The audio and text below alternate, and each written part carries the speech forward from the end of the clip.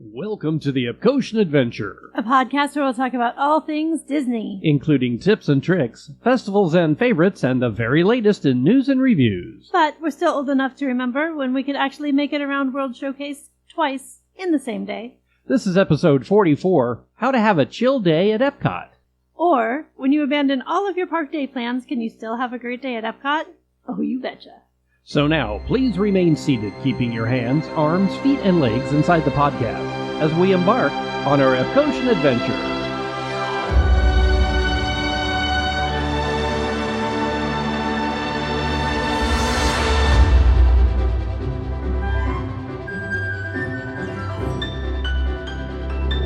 Howdy, folks, and welcome to episode 44 of the Epcotian Adventure. I'm Rod. And I'm Sue. And today we're going to be looking at the best of the fest for the Epcot Food and Wine Festival. Not. What? But wait a minute. We bought the tickets. We did. We bought the airfare. Uh-huh. We got the hotel. We did. And we went to the Food and Wine Festival. I mean, sort of. Well, I mean, we were there. See, we went with we had lists. We did. We had plans. Lots of things. And we had Catherine. We had backup. We were going to eat around the world, and then we didn't. See, this was the perfect time to go for a Disney trip because we were only there for 2 days. We did 1 day at Mickey's Very Merry Christmas Party, and we were going to hit the last weekend of Food and Wine. Yeah, I mean, at this time anyway, the Food and Wine Festival would have been over, and so our review would have been, you know, this is what we had that was great. Not that you could go have those things. But, but with the thought that a lot of favorites do return year after year. So, you know, just to sort of put those things out to you. But, you know, life happens. It does. It really came down to, hey, we could walk around 1.2 miles of the World Showcase and eat lots of great food. Or our bad knees, our bad feet, our bad backs. Yeah, unfortunately, they were screaming louder than our stomachs. So we're going to talk about what we did to have the perfect chill day at Epcot. See, when we were there, it was the first week of November, and it was hotter than November has any right to be. It wasn't terrible, but it was way hotter than I wanted it to be. And as much as I hate to admit it, that really does affect everything. Yeah, and again, you know, we've talked about ourselves in the past. We are older. We're not elderly and we're not ancient, but we're older Disney adults and ex-cast members. So we've been to Epcot a few more times than the average tourist probably has. Well, it is our favorite park. So anytime we're at the Disney, even if it's for a day, it's at Epcot. Yeah, hence the name Epcotian Adventure. Right. Hey, look at there. So this is for those people who have been there a few times, like us, and maybe you don't want to spend a day walking or wheeling or pushing your way around World Showcase during one of the festivals. This is more going to be how to have the best chill day at Epcot. I love that. And Epcot is our happy place, so it is a place that we just naturally fall into that chill mode. But we've never really had a day where we fully indulged that and didn't push ourselves to do all of our favorite things. This was just sort of like hitting the highlights. So this isn't something that we recommend for first-timers necessarily. And you could also do this if you are a first-timer, but you're there for like a week and you're going to do 2 days at Epcot. This could be 1 day. So maybe this is for those who want to be introduced more to the future world side of Epcot and hit World Showcase on another day or another visit. Now, we went in with the intention of doing the attractions that we like to do. So we stayed primarily in World Celebration and World Nature. So we're going to mention a few attractions that we always do, and that is what makes it a chill day, is these are not the high-energy attractions. So we didn't do Guardians of the Galaxy Cosmic Rewind. Which also took some level of stress off by not trying to get those virtual queues. And we were able to sleep in, which was fantastic, because we didn't have to get up at 7 a.m. to do that. Exactly. We didn't do Test Track, although we did have a lightning lane for it. We did. We decided, hey, we're going to keep this a chill day, and we never do Mission Space. Right, because Mission Space. Because Mission Space, yeah. So our very first thing, besides sleeping in, which was rule number 1 on a chill day, is sleep in, don't try to rope drop. Yes, and even if you are planning to be there a little earlier, Epcot is a perfect park for not rope dropping. Let yourself sleep in. let yourself have a leisurely breakfast somewhere off property or outside of the park so that you can start your day off on that non-stress level. For us, stopping by Joffrey's outside by the monorail station Which and we grabbing a shaky Jamaican with vanilla or soup with caramel. Yeah, because they're both good. I've actually done both. And it's yummy that way. I have as well, and it is delightful. And they also have their seasonal offerings, so don't sleep on Joffrey's seasonal coffees. Right. They're so good. Joffrey's is not my favorite coffee brand, but man, it's so traditional now to get it on the way into Epcot every time. It's so, it's so funny. I want to know if anyone else has experienced this. If you are a fan of Joffrey's in the park and you've ordered the coffee for your home, does it taste different to you? Because for us, it does. We like our coffee on the stronger side. I think getting a shaken Jamaican is a pretty strong cup of coffee. I mean, it's iced and it's flavored, but it's pretty strong coffee. When we brew it at home, it loses all of its power. I don't know what happens. Yeah, it tasted just very weak, even though we put 5, 6, 20 scoops in. Kept trying to put more. Love the flavor of Joffrey's, just not on the stronger side, whereas Starbucks generally has a much bolder flavor of coffee with their offerings. Yeah, so curious if that's happened to anyone else. So, in World Celebration, the two attractions that you would normally hit would be, of course, Spaceship Earth. Probably not when you first walk in. We actually did that on the way out. And Journey into Imagination with Figment. We started with that attraction because we were just still in the thought that we're going to go into World Showcase after we're done, which obviously we did not. But we were able to take Catherine on her first experience in to see Figment. When we were there with her during her first visit, and you can hear that in an earlier episode, we bypassed Imagination, so we got to start off with Skunk Butt. A skunk butt. Oh, sweet cheese and crackers. Woohoo! We also got to take Sawyer on his first time. This is also his first time on Imagination. That's our brand new great nephew. Wow, that makes me feel really old. But that was pretty exciting. He did not care for the blast at the end, but the rest of the ride he was pretty okay with. Over in World Nature, then, the Land Pavilion. We spent more time in that pavilion this time than I think we have in ever and enjoyed every minute. We went down to Sunshine Seasons and found a table, and each one of us just kind of went over and picked out some snacks. Or it was lunch. It was lunch by that time because, again, we slept in. And that, again, is one of your best locations when you have a group or you have littles, because it is like a little food court. And their offerings change seasonally. They have seasonal offerings, and they have barbecue, and they have sandwiches, and desserts, and healthy items.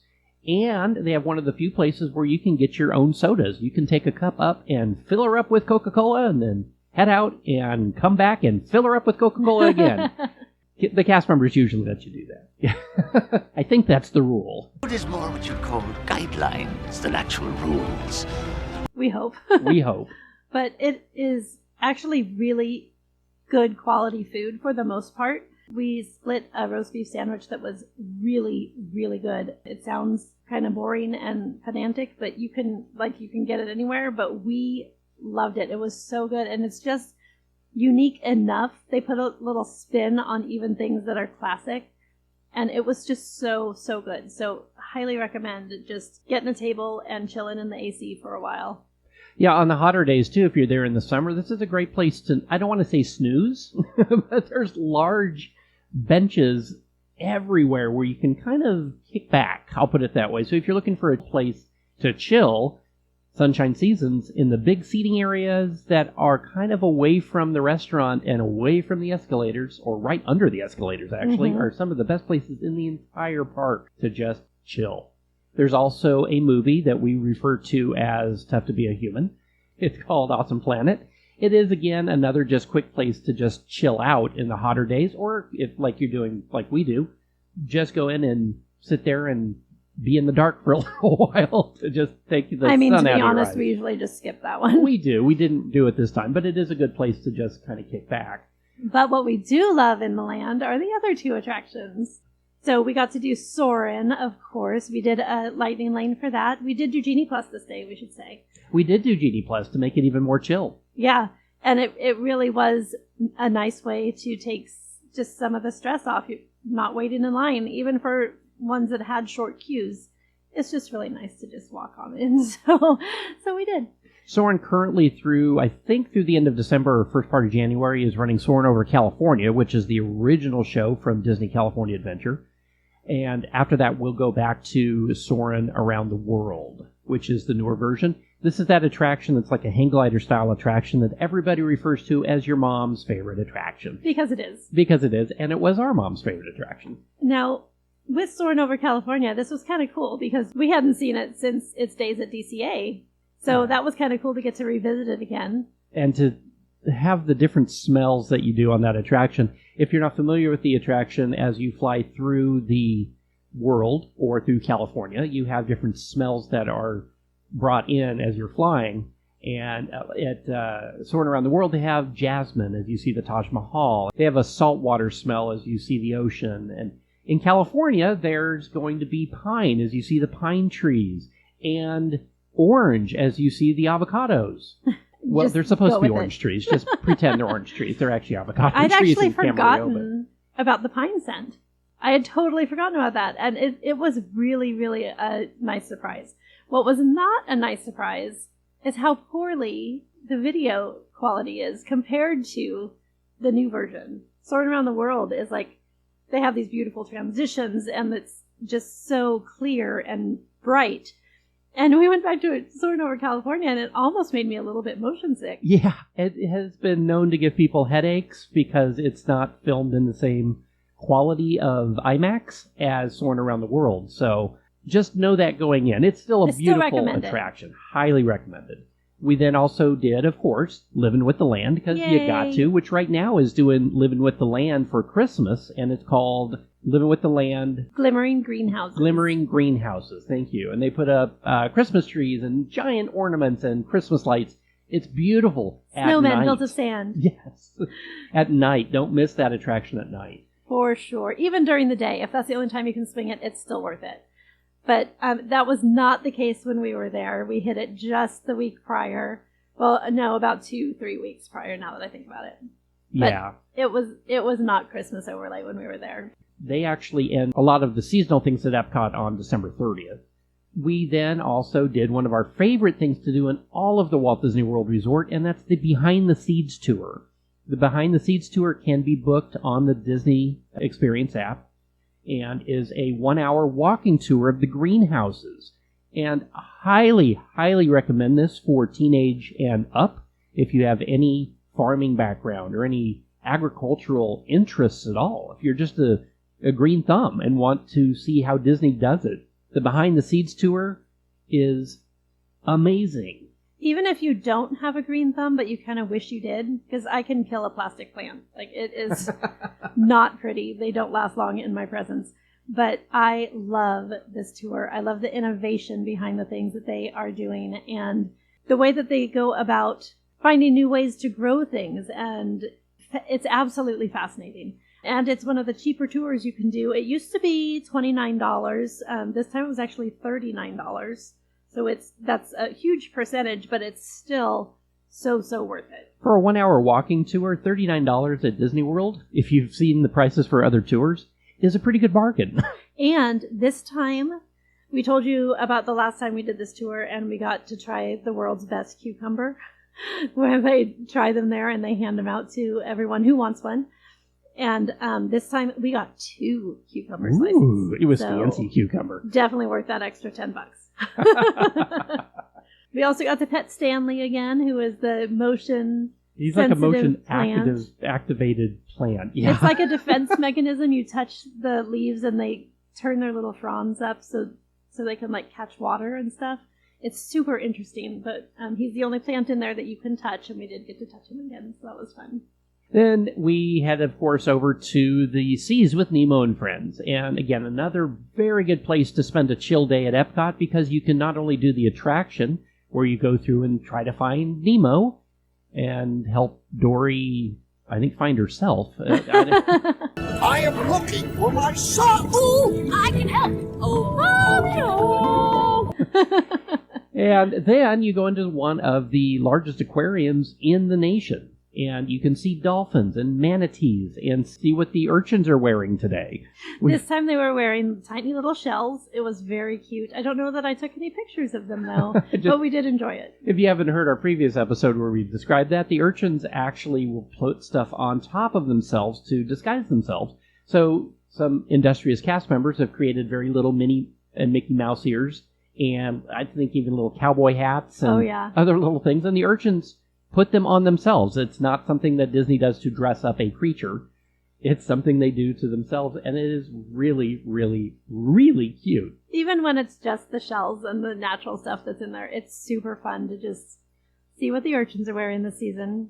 So much fun. Now, as we left Nemo and Friends, it started to rain. Which it will do in Florida every day at 3 o'clock, So when it started to rain, we had a choice to make. We were in the gift shop. We could have stayed there. It wasn't raining very hard. We could have waited it out, or we could have gone ahead. So as we have advised, we decided to take a chance to dance in the rain a little bit, and we were rewarded because as we came out of Nemo and Friends, we looked to our left and there was Spaceship Earth shining like gold with a full rainbow over it. A double rainbow. It was absolutely amazing. It was one of the most amazing scenes I have ever seen at Epcot. It was just incredible, and it was that perfect golden hour. I would have sworn that Spaceship Earth was made of gold at that time. I don't even know how. Pictures are not going to describe it. I hope somebody out there in the blogosphere got a good photo of it. I took one with my camera trying to capture it, but it wasn't something that I could grasp. Yeah, it's like trying to take a picture of the Grand Canyon. It just is right? hard to do. So what do you do when it's raining or finishing up raining? You go see Journey of Water, inspired by Moana. And we did. And it was spectacular. It was way beyond my expectations. Ditto. It is a walk-through attraction, but it starts with how water flows through the cycle of life for water, from rain to lakes to the ocean and back to the clouds. Back to rain, yeah, back to the clouds. It really is the journey of water. It is the ultimate in edutainment because you are learning as you go through. There is a wet path and a dry path. You can stay dry the entire time if you don't want to engage with the water and just watch other folks do it. We recommend you get in there because it was so much fun. It was very, very zen. There's the Moana music playing. Oh, the music is amazing. Oh, it's so good. And the rocks all around you and the plants and the water. And you get to interact with it in so many unexpected ways.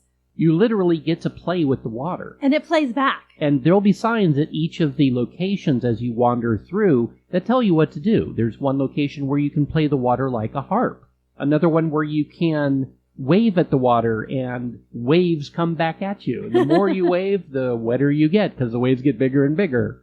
You can hold your hand out and the water will come up to meet it. In any location that you put your hand, it knows where you are somehow. I don't quite understand that, but it's really cool. There's a part where you walk through the water and it pauses for you to walk through. If you walk slow enough. If you walk slow. That's why they call that the wet path. Right. There is a dry path for that one if you don't quite trust the water. But the harp one that Rod was talking about, I recommend, rather than running your hand all the way through it, if you play each string individually, you can hear the notes more clearly. And it's really, really neat. It's a string of water. I still don't know how they do it. It's Disney Imagineering at its best. Seriously. About halfway through, there is the best feature of any attraction ever, a restroom. Yay! Hooray! Why don't they do that on more attractions? They really should. Well, especially when you're playing with water the whole time. Exactly. Actually, the best thing is the large statue of Tafiti. Yes. From Moana. And she's actually smaller than I thought she was from the photos that I'd seen. But still very spectacular. Oh my gosh. Very beautiful. Gorgeous. Absolutely gorgeous. I did take some pictures and I'll post a couple pictures from Journey of Water. It is just a walkthrough. There is no ride. That's not the cue for something else. It's not a Moana ride. Right. Make sure to tell your littles that. Is this the line for the Moana ride? No, this is the Moana ride. So don't be disappointed thinking that it's something that's not. Because if you go in knowing what it is really, really a great way to spend some time. It is, and it makes part of the chill day at Epcot one of the most chill times you will ever have. Because it is, like Sue said, very zen. It just relaxes you and inspires you. And I was grinning the whole time. I was just like giddy. I don't even know how to explain it. It was just it was a perfect way to spend, like, what did we spend, like 30 minutes in there? Oh, easily 30 minutes, yeah. And the end of the attraction is like a grand finale would be for a fireworks show. There's waters dancing and waters jumping over you and other interactive areas right at the very end that just make it a world of motion of water. And I can't recommend that attraction enough. It is beautiful, and see it at night if you can. And right now with the sun going down early, that's pretty easy. That's true. You can. So yeah, definitely recommend that. We went through when it was still sprinkling outside, so we figured, we're wet anyway. We're going to see some water. Let's experience it in the water. Exactly. After Moana, we did a little bit of shopping at Creations, got some Starbucks over at Connections, and then we did our personal favorite way to end an Epcot day, which is Spaceship Earth. Spaceship Earth at night it's the same attraction inside during the day and Right. at night, but the walk up to the attraction at night with the light show that's going on there now is just spectacular. And making that the last thing you do is actually, it's become one of our traditions. We love to do it. The lines are a lot lower. And I think it's just a great way to end the day at Epcot. It really is. And I had a face this time. Yeah, that's right. So that was exciting. At the end, when you are choosing your elements for your future and it takes your picture and uses it in the little sketch thing The that video, it does, the video, in the little cartoon, I actually had a face. It was very exciting. That's been a long time. Yeah, since when that the happened. masks were on during COVID, nobody had a face. It was like a horror show, actually. But then I was always like this pixelated monster of face pieces. I don't know what was going on. But we actually did leave the park before closing. We didn't push ourselves to stay past what we wanted to do. We took our rental car and went to Lazy Dog Cafe. Oh, in Kissimmee. Highly recommend this location. It was my first time at the Lazy Dog. I didn't realize that it was a chain, and I can't even recommend it enough. It was so good. Again, that's just if you have a rental car, if you happen to be there for dinner one time when you don't want to eat on park for whatever reason. I think for us it was the perfect end to the day. We did all of our favorite things, and we left when we still had some get up and go to us. So we weren't all dying and crawling to the car. Exactly, enough get up and go to at least get to the car. Right. And again, we paid for preferred parking, which is another thing that we mentioned in the last episode that we like to do when we know we're going to have feet that hurt.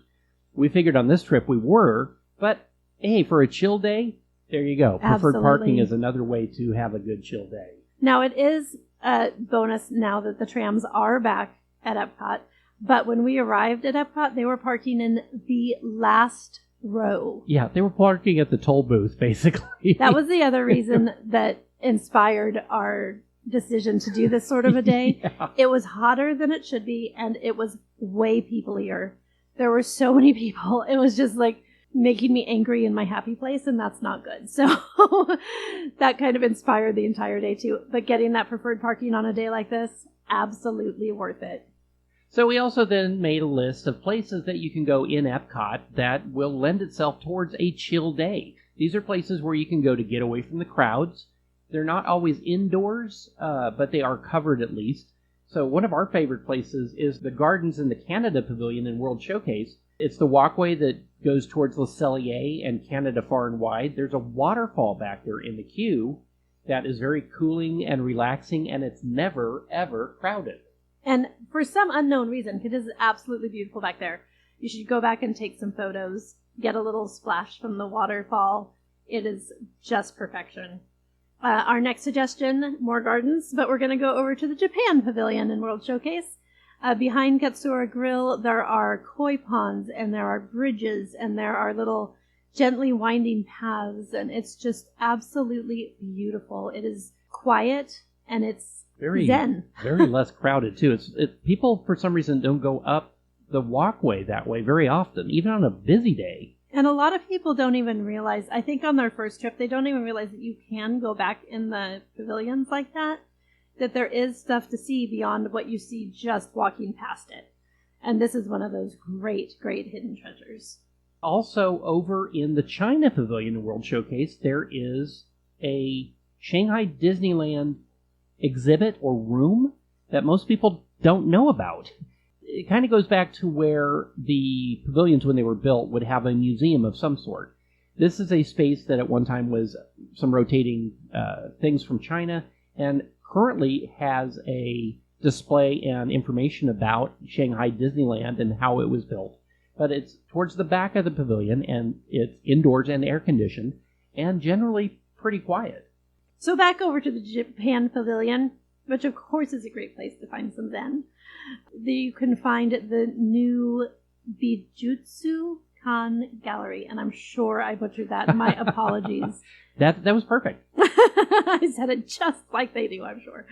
But it's another gallery, and it has some Japanese history that you can look at, art that you can look at. There's rotating, I say they're rotating exhibits, but it's been the kawaii for a long time, so I don't know if that's actually the same. The intention is for that museum space to be rotating, but yeah, since prior to COVID, it's been the same experience, and it's And really it does fun. celebrate kawaii, which is the Japanese term, I guess. It's almost like a lifestyle. It means cute. It's their obsession of making things cute, things that aren't normally cute. Like you see the little bowl of rice that has a smiley face on it, or things like Hello Kitty fall naturally into this, or Totoro just come so into this kawaii. But anything that you see, like the cute little figures with the big eyes and the little smiley faces on literally any object. They have them on volcanoes and they have them on clouds. That is kawaii, and it's so typically Japanese, and they have a whole exhibit of it back there. It's really, really neat. Over in the Norway Pavilion, by where you would be going into the long line for Frozen Ever After, there is a small church with a large Viking outside. The doors look like they're closed and that it's not something that's accessible, but it's called the Stave Church in the Norway Pavilion at World Showcase. And it is accessible, and it's usually very quiet in there. It's a museum showcasing Norse mythology. You can find Thor and Loki. They look a bit different than they do in the Marvel films. Yeah, a little bit. But there's some history on the Norse gods. And it's a great place to just get out of the sun and into the air conditioning for a few moments. It's actually more like a refrigerator in there most of the time. It is. It's very, very chilly. But the building itself is so beautiful that a lot of people don't realize you can open those doors. You can go inside there. So it is a great place to step away from crowds as well. So if you happen to be a member of the DVC Club, which is Disney Vacation Club. There you go. If you own a Disney Vacation Club membership, you can go in the DVC Lounge. That's over in the Imagination Pavilion. And you have to have your membership card, and you have to have a total of at least 150 vacation points purchased directly from Disney Vacation Club. So not any of the outside resellers that sell points. None of that. It has to be purchased directly through them. But if you do qualify for that, you can go in and they have free soft drinks, they have a play area, they have Wi-Fi, they have places where you can plug in your phone to recharge. So you can recharge your phone and yourself. And your kids. And your kids, yeah.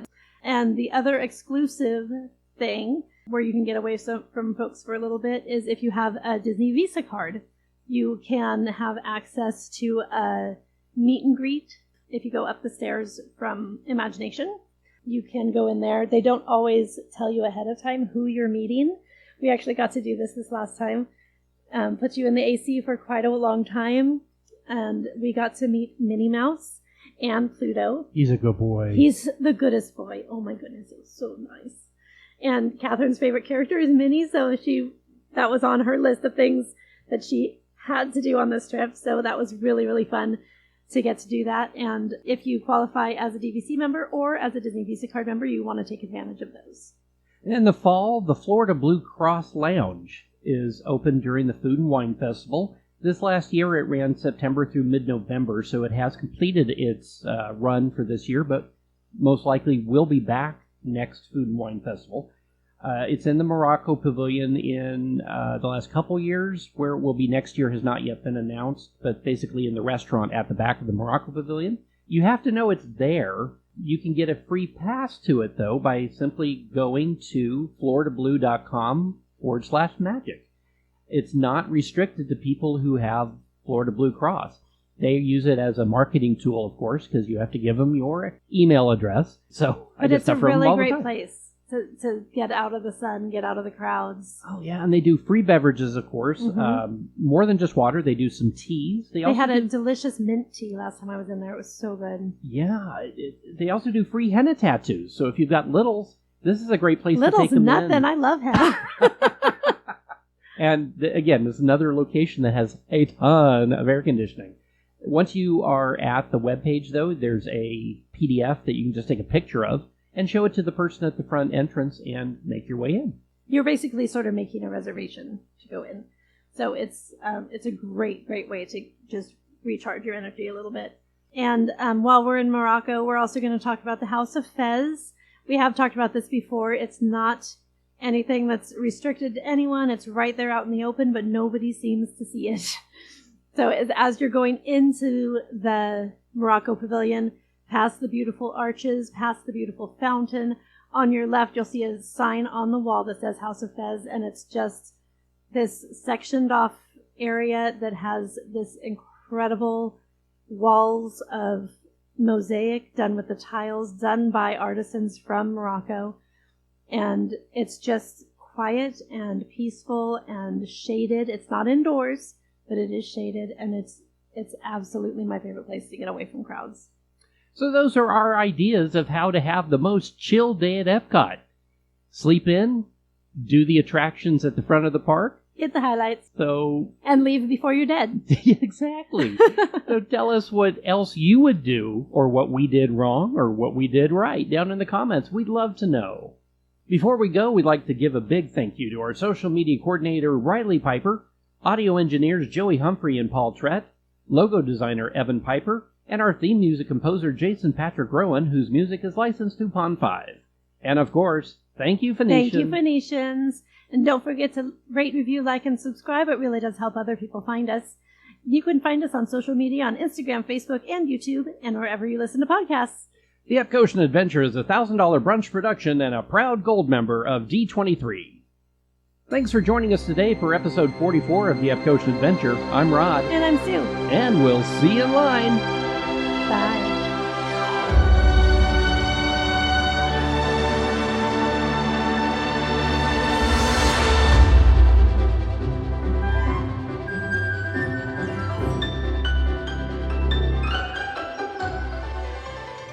Are you going to give me the one with the weird word? Oh, I can. You're going to give me the one with the Japanese pronunciation. Okay.